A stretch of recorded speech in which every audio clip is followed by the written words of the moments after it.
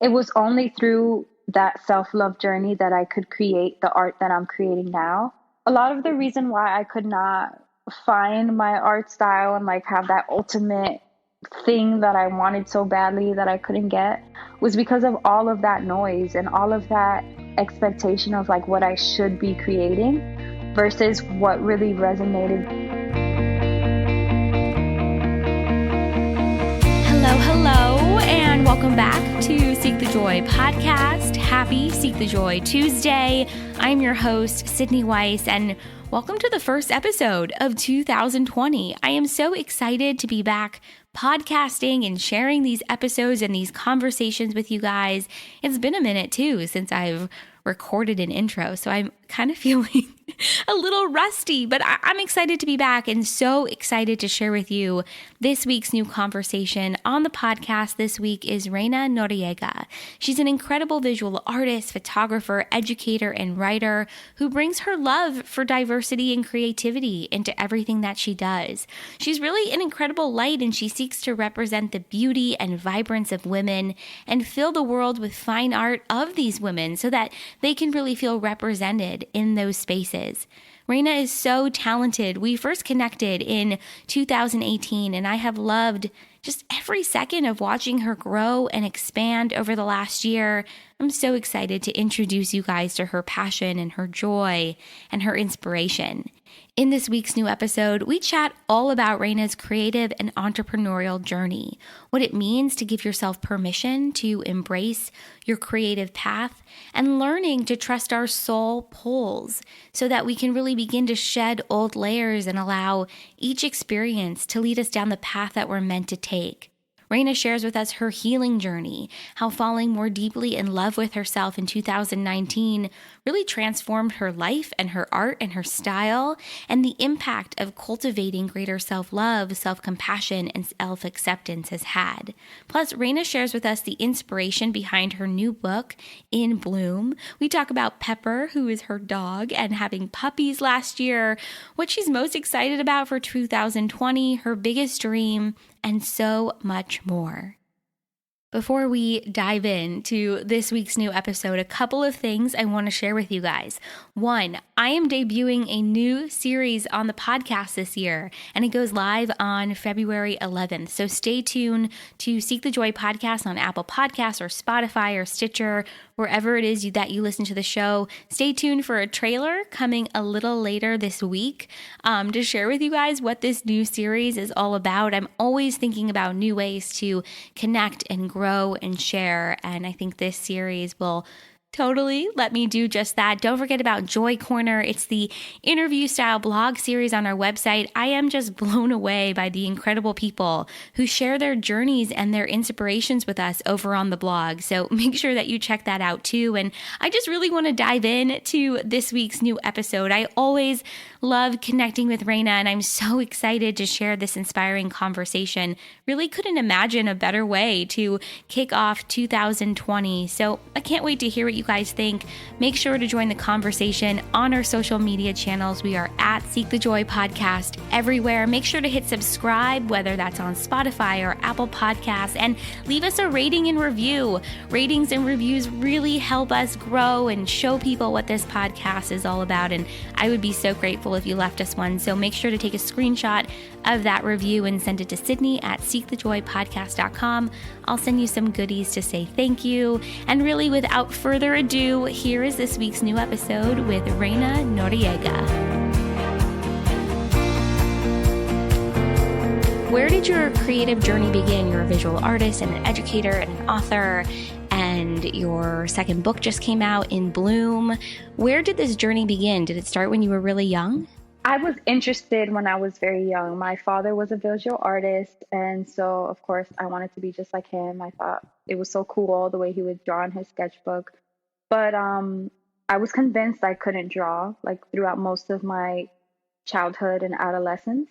I really clung to writing because that's where I was getting a lot of like positive feedback from my teachers and like winning writing contests and stuff. So I was really, really hell bent on publishing a novel before I was like 16, Wow. which never happened, but that was my aspiration.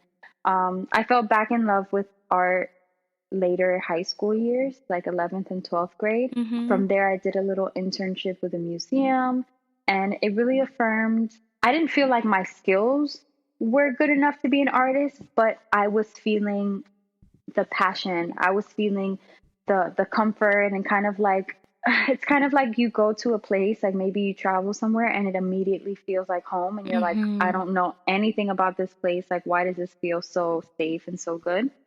And so I just kept having those interactions and those feelings. College, I wanted to be a visual art major. I chickened out at orientation and decided to go a safer route. Yeah. I went into psychology, minored in art and English. English because I thought it would help my creative writing. Did Yeah. not realize it would be so much old English literature. Um, but while I was in college, I did an internship with Art Basel, with a Latin arts magazine, and they curate all of the official tours during Basel. They make like the official guide of all of the events and stuff happening. And so in the months leading up to Basel, they had us, contacting lots of galleries and museums around the world. And so I was like talking to a lot of people, and it just felt like my mind was just like opening to like the possibilities and just Mm-hmm. how connected the community was. And I still didn't have a clear vision, but it's like I keep feeling like I need to be an artist. I have to be an artist. I don't know how, I don't know what I'm making, but I have to be. And the lady that was like in charge of supervising us, and during our introduction, she asked us like, what are we doing? Like, and I was like, oh, I'm a psychology major, but I want to be an artist. And she was like, what do you mean you want to be an artist? Hmm. One day, like, I want to be an artist. And she's like, well, are you creating art? And I was like, yeah, like I am sort of trying to. And she was like, well, you're already an artist. You don't have to wait for anybody else to decide that for you or to validate that for you. And Hmm. that really stuck with me because that immediately changed the way that I refer to myself. And just affirming that within myself made me feel more capable and like made Yeah. me want to continue practicing and things. I love that moment because it gave you the permission to empower yourself within your own creativity and within your own art. And what a powerful message that you don't need to wait for permission to be who you are, to be who you want to be. You just claim it in that moment, and that's who Mm-hmm. you are, not waiting for Definitely, permission in that way. definitely. Yeah, and so, but I still, at this point, I'm creating art, I'm painting a lot, but I am so focused on like the end goal. I hate Mm-hmm. everything I make. It's just not good enough. It's not what I think will take me where I want to go. And so it's more frustrating than like rewarding or just like how it feels now, which is like flow and peace and joy. It was just a lot of like anxiety and comparison. So I do an art show and I feature a lot of my paintings, and the whole process stressed me out so much. I Hmm. didn't do another art show for 6 years. Wow. Yeah, it was just the whole process of just like overthinking, trying to create cohesive pieces when at the time I didn't even really have a style, and then just Mm-hmm. like putting my stuff up and comparing it to everybody else's stuff. I couldn't do it again for a very long time, Yeah. until very recently, until this past October. So from there, I finished school. I know that I don't want to be a psychologist. I ended up meeting someone during the Art Basel that I was interning, and that propelled me into Europe. And I went to Europe for the summer. Things didn't work out. I came back super lost, confused, broke, didn't know what I was going to do. Got a call from the school that I was a substitute teacher at, and they were just like, so we know that you're interested in art, and our art teacher quit a week before school was set to start. She decided to follow her daughter to college in North Carolina.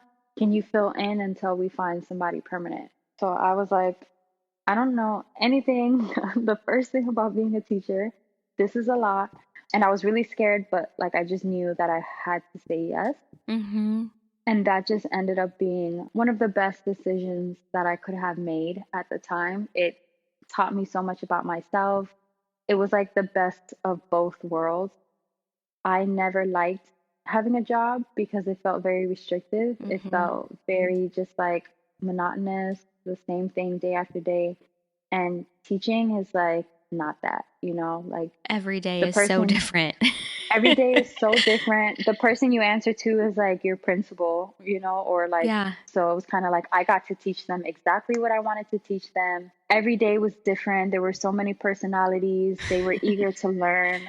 My mom had also been a teacher there, and she had been, like talking me up for years. So they're like, "Oh, you're the one that does this, this, and this." And I'm like, "Yes, yes, You're like, not oh, really, but okay, yes, that's me. yeah." So to I'm them, here. they think I know what I'm doing. They think that I'm this like big time artist, and I'm just like I can't even draw the way I want to draw. But you can't show them that. So I'm No, just but like, I yeah, think that must have been an incredible experience for you to have like flexibility within a work environment and begin to, explore art in a different way or your creativity in a different way that also had impact. exactly, exactly. It completely shifted my focus, and at this point, it's like I get to be a kid again. So I'm their leader, but at the same time, my creativity is expressing itself in a Mm-hmm. very childlike manner. Like I'm not worried about judgment or outcomes. It's just a matter of I'm teaching them how to use this program or use this tool.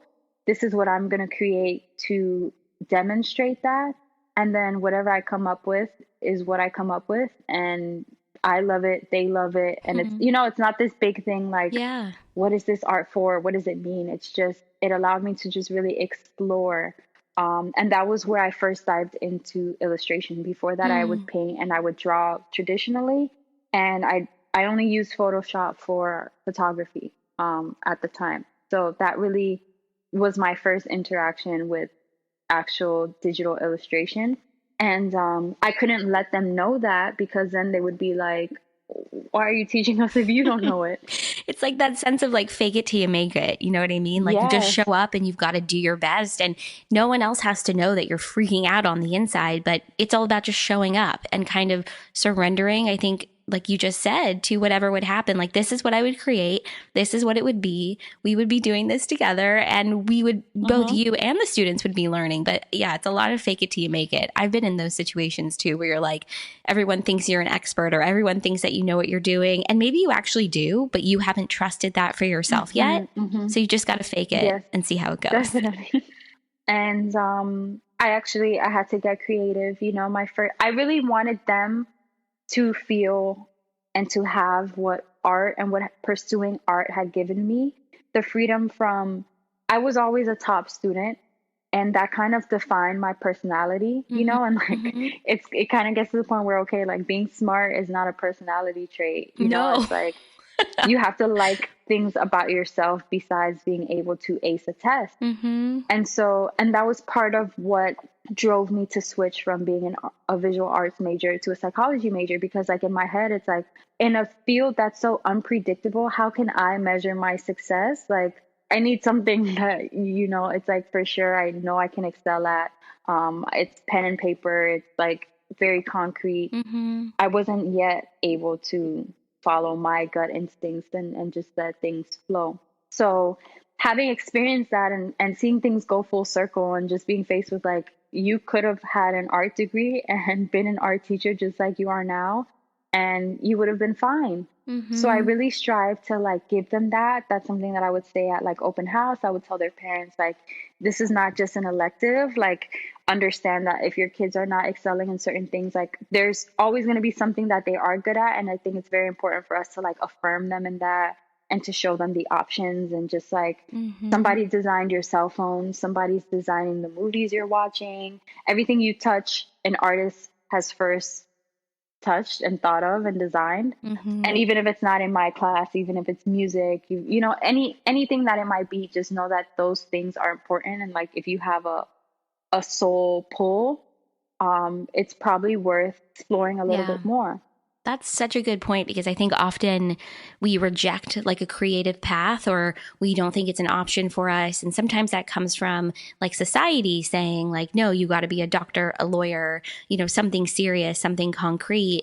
And then your pull, what you're attracted to, what excites you, what lights you up is maybe it's more a creative path. Maybe it's being a designer or a graphic designer or an artist or an engineer. I mean, just something that maybe is quote unquote unconventional. And so I love that you encourage that. And that's something that you shared with them so early on. Like if art is something you're excited about, pursue it. 100%. So my first year, it felt like it didn't really soak in the way I wanted to, Mm-hmm. which in retrospect it did, because I still get mentions to this day of my students like editing something, or like I have kids that have graduated that are now like into makeup or into Hmm. cars and things, and they're like making stickers, they're photographing, they're, you know, editing their videos and stuff in a special way, and they're like saying, "Oh, thanks to me for doing that." But in the moment it felt like they're not seeing the importance. But Mm-hmm. that really drove me to try to teach in varied ways and like provide them with other outside influences. So I would bring a lot of my creative friends that were full-time artists, photographers, whatever the case may be, to come in and kind of do a talk with them and teach them a skill. And it really resonated with a lot of them, and they really Hmm. got the opportunity to have like some more mentors and stuff like that. So that was fun, and that was a rewarding aspect Wow. of it. I love this journey through teaching because I think it's such an interesting metaphor for our own personal journeys of you doubt yourself. You don't think this is something you can do. You do it, you go and you immerse yourself in it, and then you make it your own. And I think often we fear doing that. We fear making the Mm-hmm. journey our own because either there's self-judgment or there's judgment from others. And so I love that this is how this teaching experience really played out for you. You made it your own. You showed them possibilities. And then within it, you showed yourself possibilities Oh too. yes, yes, it was. It's definitely a time in my life that I look very fondly of. It's one moment that I'm like, I wish it didn't have to end, but also I know that it needs, like Yeah. I can't.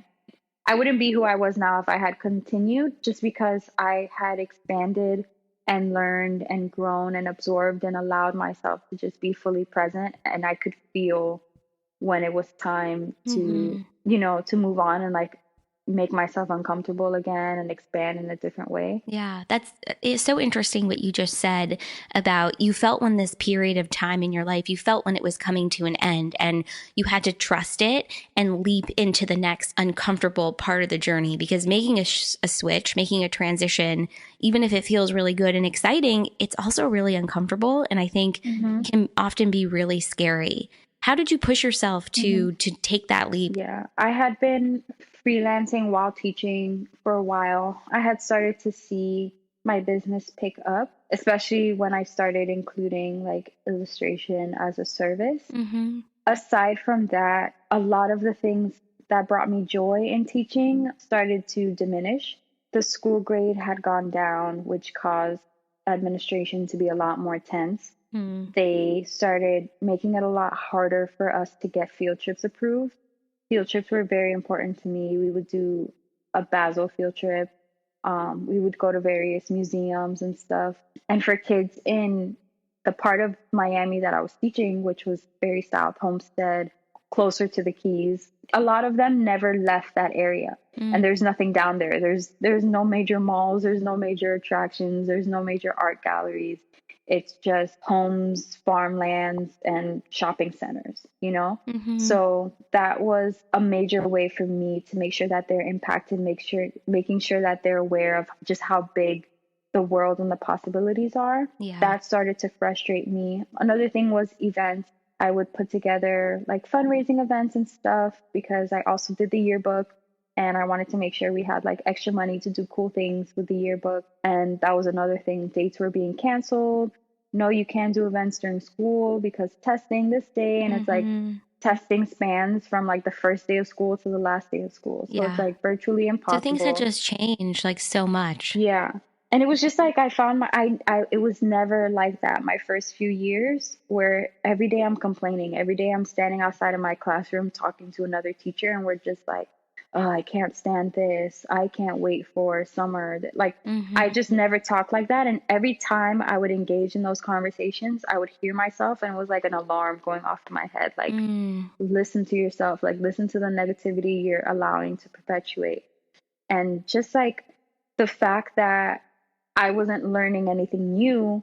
I just felt myself being drained. Yeah. So something went wrong with my certificate. The first year, like I mentioned, that I got hired, it was supposed to be temporary. So I was teaching and being paid as a sub. And it wasn't until like the end of the year that they were like, okay, you need to get your certificate so we can like pay you full salary. And I did that. And you're supposed to have 3 years from that point to get your professional certificate. So it was like around that time where I was debating what to do. I was also applying for the courses that would move me up to the professional certificate. Mm-hmm. And I found out that like the state was like, oh, we can't pay for these classes because you're in your last 6 months of your temporary. And this is something you have to do with at least a year span. And Oh, I was like, wow. how could I be in my last 6 months when like I just got it this day? And they're like, no, we backdated to the first day of school. And I was like, but that doesn't make sense. Like I didn't Oh. get teacher pay until May. Like how are you gonna backdate it? And it was just like this whole thing. And I looked into taking actual courses and I had like a decision to make. It was like, are you gonna spend $3,500 to continue a career you never planned to be in, or are you going to see this as like your time, your moment, Mm-hmm. like? Mm-hmm. And so it was very hard, but I knew it was like the right Yeah. decision for me at the time. It's interesting, like these moments that sort of serve as like jumping off posts to do the next, to do what you're supposed to do next, but you don't know it. You don't know that that's what's happening, you know, when you're in it, but you just have to summon your courage and trust yourself and leap. But it's so funny because also there are things that happen that kind of serve as like hints as to like, this is not where you're supposed to be. You're not supposed to feel this way. You're not supposed to be drained and frustrated. You want to be in an environment and doing something that, you know, makes you feel like filled as opposed to drained. Yes. And I'm so grateful that I listened to that. And I've found a way to make those hints that I get from the universe, those hints I get as gut feelings, as like my personal truth and law versus like letting fear overtake me or overthinking or how am I going to get this done. And I think it's also helped me to understand that I'm being led somewhere, but it doesn't necessarily mean that things are going to happen immediately, because I didn't quit teaching and then plummet into freelancing. I looked for jobs and I had two very good job offers at the time. They both kept me constant with what I was making as a teacher, but they were now in the fields that I wanted, you know? So one was to be a creative director of a startup, and one was to be basically just like a designer for a company that I was like a major like makeup subscription box company that I was modeling for. When it was time to pick, I picked the startup based on the flexibility and the freedom I would have to still kind of figure out how to eventually one day make this move towards full-time freelancing. Yeah. And then that was when I went to Basel in Switzerland. And it was just like a life-changing experience again. It was like that feeling again of like, I'm home. This is where I'm meant to be. Yeah. And when I came back, you know, things played out as they were meant. The startup leadership became a nightmare. And when I had to quit, it was like a very immediate, drastic thing that I had to do. And there was no backup plan at that time. So I quit. My lease was also up at my apartment. I stayed at my parents and I was like, well, I'll try freelancing. If it works, I'll move to the city and I'll continue. If not, then I'll have to look for a job and figure out where I'm going to live and, you know, things like that. And it just worked out that projects were coming to me and just things that were affirming that like, you can do this, like you'll be fine. Yeah. I love what you just shared, because I think so often we think that the path is linear. It's like a straight line. And the truth is that you can take 3 giant steps forward and then be propelled in another direction. And then you never know, you know, what those experiences are going to mean for you along your journey. And you just reminded me of something that someone has said to me for as long as I can remember, which is that there's always going to be a parachute, you know, to catch you. You're always going to be supported. You just have to trust and know that it's going to be there, and trust and know that you have options. You're never really stuck, where you're at.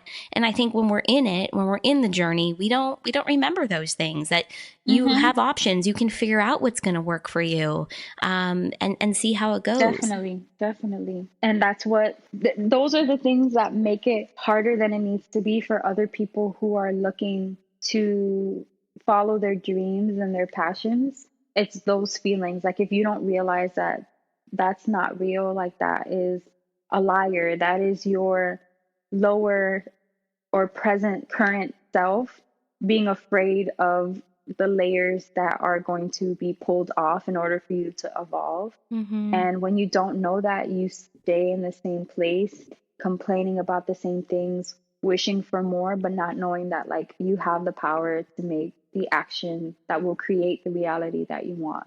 Mm-hmm. I love what you just shared about these layers and shedding these layers, and not being afraid to do that. I want to talk about your journey shedding those layers, and you've shared a lot about it already in just this creative journey, going from this space of self-judgment and I don't think I'm an artist and I could never be good enough, to actually becoming an art teacher, and then having this freelance business, and actually really embodying the artist that you are and the artist that you want to be.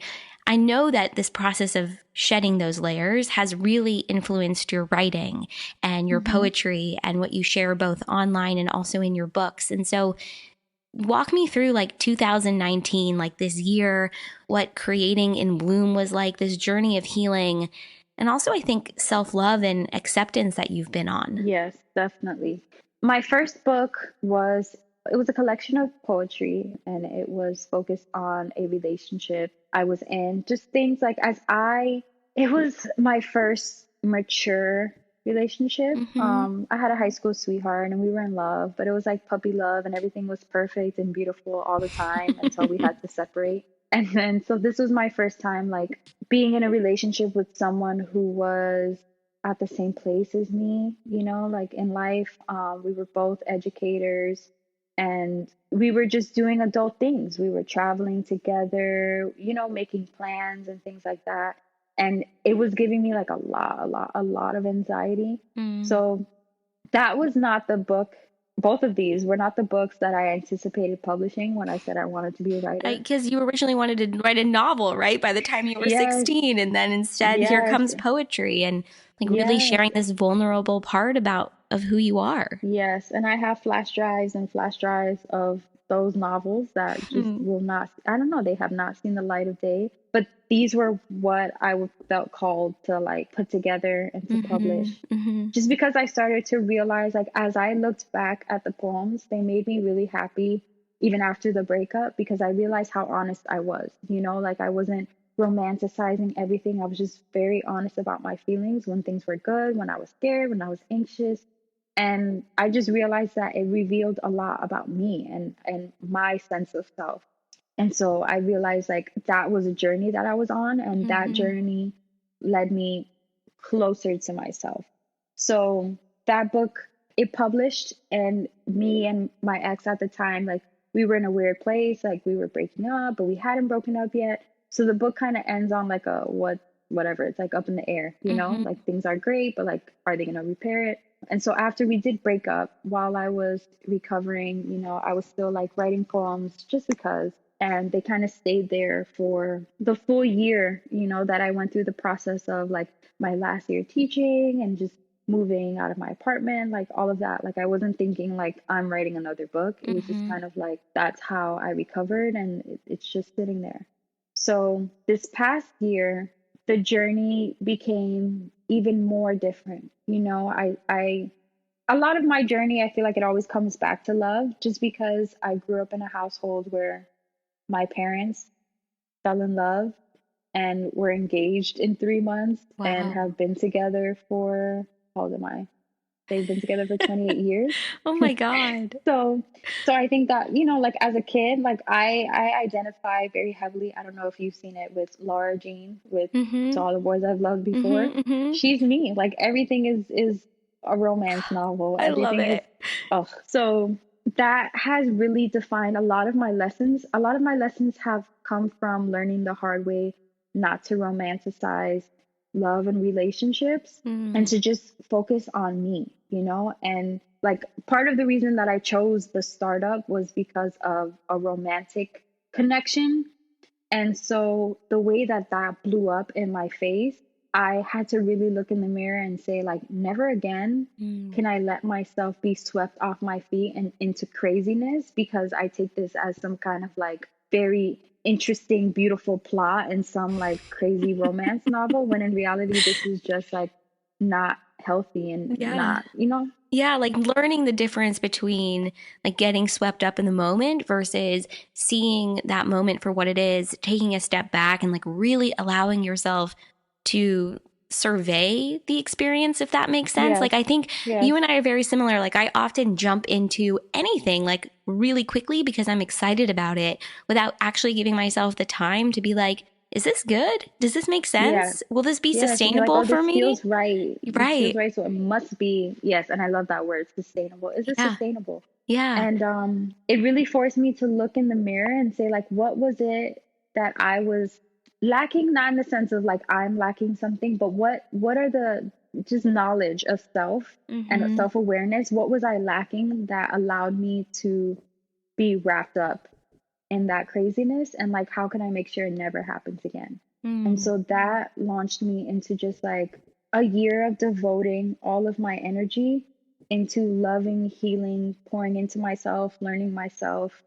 And in the beginning, I didn't know that, that would become the book or the bloom. I just know that everything happened so beautifully, even when it wasn't beautifully. Mm-hmm. From Mm-hmm. the moment that I found my apartment and just like making that choice, it was a very hard choice. Like coming from living in Homestead, which prepared me because I was living on my own for 2 years. I had an apartment, but the rent in like the Redlands Homestead versus living in the city of Miami So Brickell, different. very different.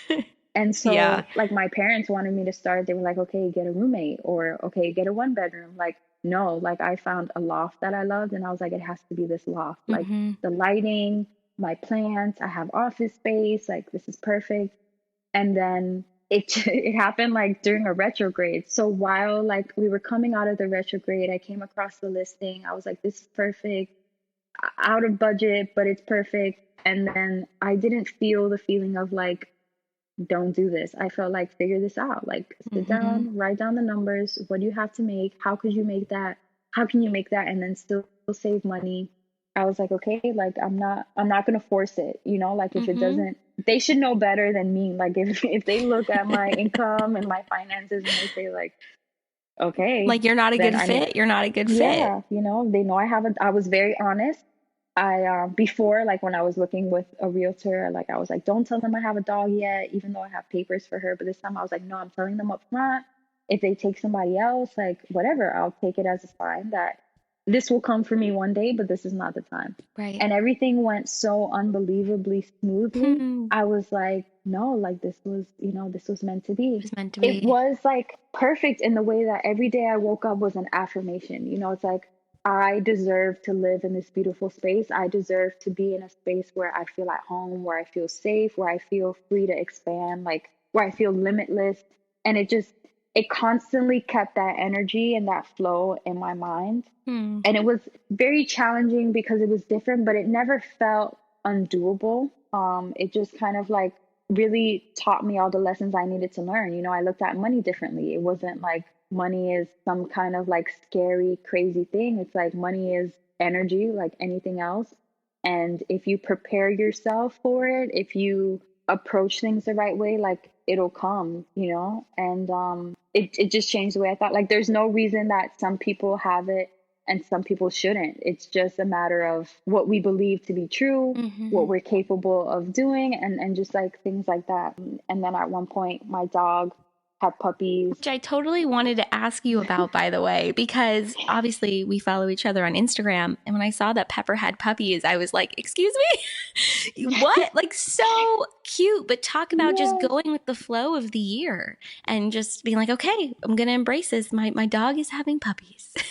yes, yes. I mean, and it was just something that like I mean, I feel like I listened to her because I've always joked about it with my friend. She has a schnauzer that is also like He's so beautiful. He's all white. He's gorgeous. Mm. And we've always joked about them having puppies.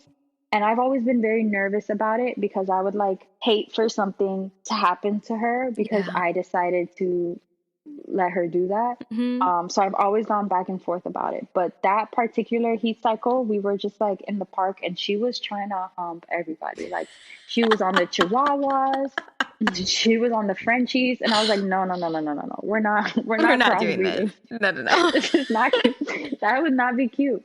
So yeah, they had a play date and I wasn't even sure if they made it happen because she didn't really change. She didn't gain any weight. And I took her to the vet and the vet was like, well, we can't really tell you anything for sure until 42 days. And I was like, okay, well, how long is she pregnant? And he was like, 58 days. And I was like, What? okay, so how much does a test cost? And he was like, $300. And I was like, so it cost me $300 to find out 10 days before she gives birth that she's giving birth. I was like, Unbelievable. no, I think at that point, like, I'll figure it out. Right. So, Oh my God. but she ended up having them a week earlier than she was supposed to on Mother's Day. Mother's Day, I was Oh. in North Carolina for my sister's Chapel Hill graduation, and I left my friend to house it, and she calls me freaking out, like, Pepper hasn't talked to me all day. She's been hiding in her bed, and I'm like, okay, I think she's fine. Maybe she just misses me. She's like, okay, whatever. The next day, she's like, something's happening to Pepper. Something's coming out of her. Oh. And I'm just like, oh my God, I am so sorry. This was not supposed to happen Oh my. today. And I had to like, I think I wrote in our group chat, like, can somebody go to my house I right remember now this. that Oh has my had God. experience with puppies? And her Oh. mother-in-law ended up making it over and one of my other friends, and they all like helped with the delivery, and I had to watch via FaceTime. And it was Oh. just so crazy, so beautiful. So crazy. So I don't know. I can't describe it, but seeing them grow, like I've never gotten to experience that close up. So just the process of like how small they're born, Uh, the fact that you can't see their eyeballs for like 4 weeks. I'm just like, I thought that she was gonna have puppies, and like in 2 days it would be like a Disney movie like that we're like playing 101 with puppies. Dalmatians, right? Yes. No, it took 100%. like it took like 6 weeks for them to be like play withable, and then by Yeah. 8 weeks we gave them away. I mean, what was that like? Did it force you to stay home more and just, Yes, I mean, you were already on this self-awareness, self-reflection journey, and then Pepper has puppies and you've got to be there to help her with her babies. Did it force you to just be with yourself more and in a way that maybe you didn't even expect? definitely. I learned probably like 2 years ago how to say no to going out, but it still doesn't take away the fact that you feel guilty or you wonder if like one day your friends are gonna hate you and just stop inviting you places. Hmm. Hmm. So when she had the puppies, I felt more empowered to say no and Hmm. like it not be a negative thing and it just be like, I can't because the puppies. If you want to see me, you can come, but like I'll be home. And all of that free, quiet time really did wonders Right. for my mental state and just like visualizing Hmm. things and manifesting things and just like, I don't It's know, meant it to was just be. all of the time and focus that I needed. There's this tweet that you put out a couple of weeks ago, maybe a month or so ago, and you said, I feel like I've lived so many lives this year. Do you remember that tweet? I think it just so beautifully encapsulates what we've been talking about, that you go through this like awareness journey and you go through this unraveling journey where you're shedding these different layers and you change and you shift as time goes Yes. on, and then in doing so you learn more about yourself. As you entered 2020, and by the time this episode airs, it'll be the second month of this year, do you feel more secure in who you are? Do you know yourself more? Or do you feel like you're still in that process of shedding those layers and living those different lives? Yes, well, I think I'll answer that a couple ways. And something I forgot to mention Yeah. also, with spending so much time by myself, it really changed my self-awareness. And it was only through that self-love journey that I could create the art that I'm creating now. Mm-hmm. Because a lot of the reason why I could not find my art style and like have that ultimate thing that I wanted so badly that I couldn't get was because of all of that noise and all of that expectation of like what I should be creating Mm-hmm. versus what really resonated with not me alone, because of course you hope other people will feel it and get it, but like it's coming from me. It's not because this is what sells or this is what people think are good or what Mm-hmm. I think people will buy. And so it was like really through going through that process that I had to say, well, like, yes, right now it seems like illustrations do well. I'm not the first person to do faceless illustrations. I'm not the last. But a lot of what I was seeing was kind of like the same types of scenes, Mm-hmm. just very fashion based and like very neutral tones, creams and tans and things like that.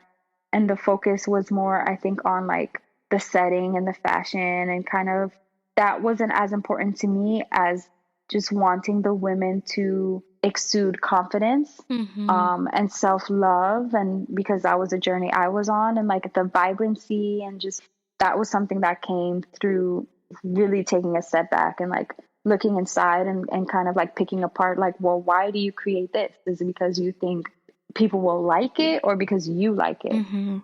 It's so interesting because it sounds like in many ways you went from working from a space of, okay, this is the style I'm seeing, this is kind of my style, but not really, to then switching to like a space within yourself where there was more flow and you're working from this space of intention, like what you want to share, the powerful women, the Mm-hmm. powerful stories that feel inspirational and exciting to you, and then developing your style from that. I mean, that's what I'm taking from what you just shared. And I think that's such a powerful reminder for people of like work from that space of Mm-hmm. flow, work from that space of intention, create from that space. And from there you can really bring in your sense of authenticity and creativity and color, and celebrate, you know, your artistic expression and your artistic journey.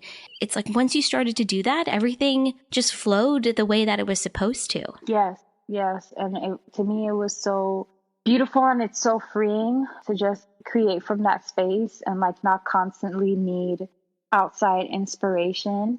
You know, I feel like I would spend hours on like Pinterest or Mm-hmm. Tumblr and just like looking for something that will like spark my inspiration. And now, like, I feel like in many ways I am the muse, and like Mm. what I love about women, or what I want women of color to feel, is my inspiration, and that is never ending. You know, Yeah. like there's not a picture that sparks that. It's more so a feeling. Yeah. It's like the inspiration comes from within as opposed to tying or searching for that inspiration, you know, on the outside through like Mm-hmm. external things. And it reminds me of what we talked about at the beginning of our conversation, which was like this marker or this measure of success, like knowing that success comes from within and what you draw from your own experiences, as opposed to, you know, really searching for it external to who you are and external to, you know, your journey. Mm-hmm. Mm-hmm.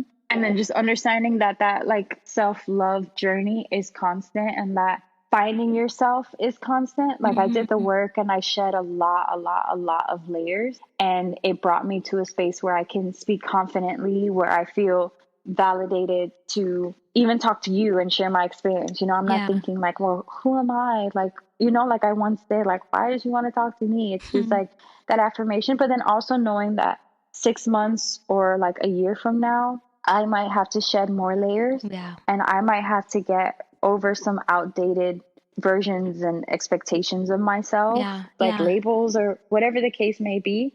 That also helps, you know, Yeah. because there's no arrival, and it's been important for me to Yeah. know that. I think that's a really important reminder that there is no arrival. You never get there. And like whatever there is, I'm putting like air quotes around that word right now, because Mm-hmm. the truth is like your journey, who you are, this self love, this compassion for self, this allowing yourself to grow and create and become more aware of who you are. I think within that process, it's ever evolving and it's ever changing. And I think this so beautifully ties into what In Bloom, your latest book, is really all about. It's about this journey of who you are and where you've been and what it's been like shedding those layers and then allowing yourself to bloom, you know, where you are, where you're planted right now. I think it's really amazing. I talk about this all the time, just how life imitates art, and how when you allow your life to be personified within that art, I mean, it's just beautiful, Mm-hmm. the impact and the possibility, and then the way it touches other people and touches you too. Definitely. I feel like this one was even more vulnerable, because the first book, even though it was about, you know, a specific time and relationship or relationships, I wasn't as self-aware. So it's kind of like the me that I'm exposing is not even fully me yet. So this time having come so close to the core of like who I really am and like what scares me and what excites me and all of that stuff, like now that I know that and I've revealed it to myself, I can reveal it in the writing. And that's what makes it more like vulnerable to me, but also not scary, because I feel like that is what I want my legacy to be. Like if I'm encouraging people to be something, it's to be themselves.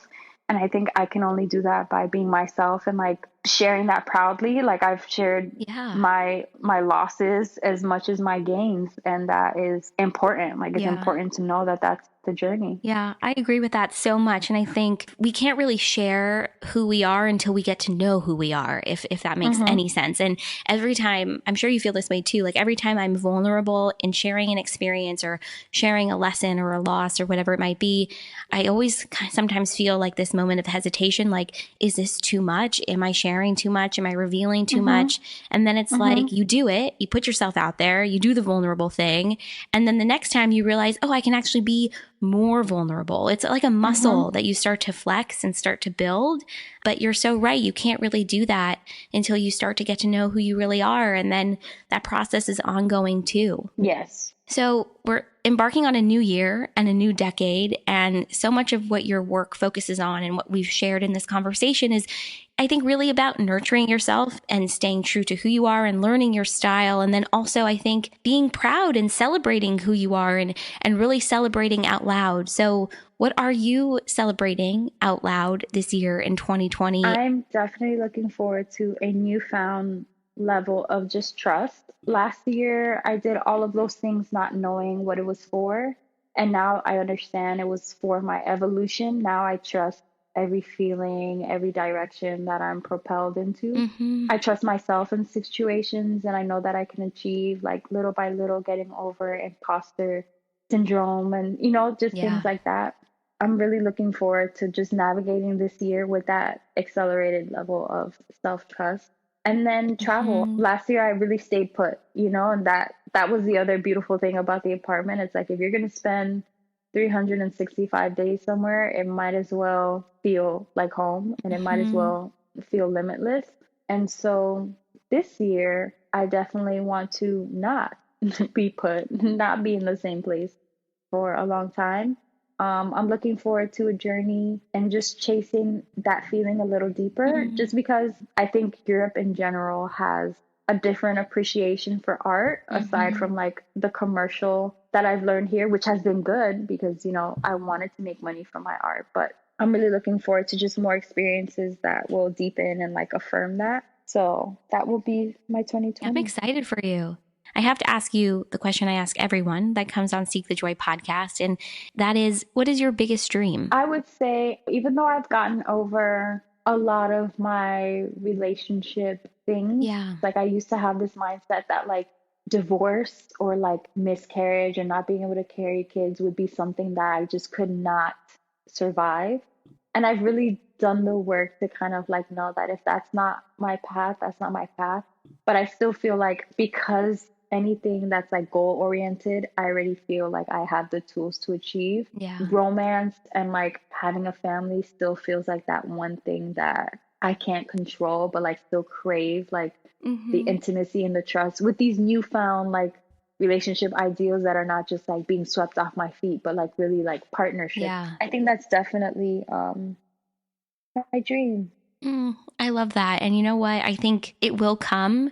And it's through these life experiences that kind of serve as stepping stones to give you those moments of reflection and inspiration, and also a deeper understanding of what partnership and stability and intimacy, in that way will really look like and feel like for you. And that's true. Reyna, I have loved having this conversation with you and having you on Seek the Joy podcast. Where can everyone find you and learn more and connect? Definitely by name, Reyna Noriega. That my website is reynanoriega.com. My Instagram is Reyna Noriega_.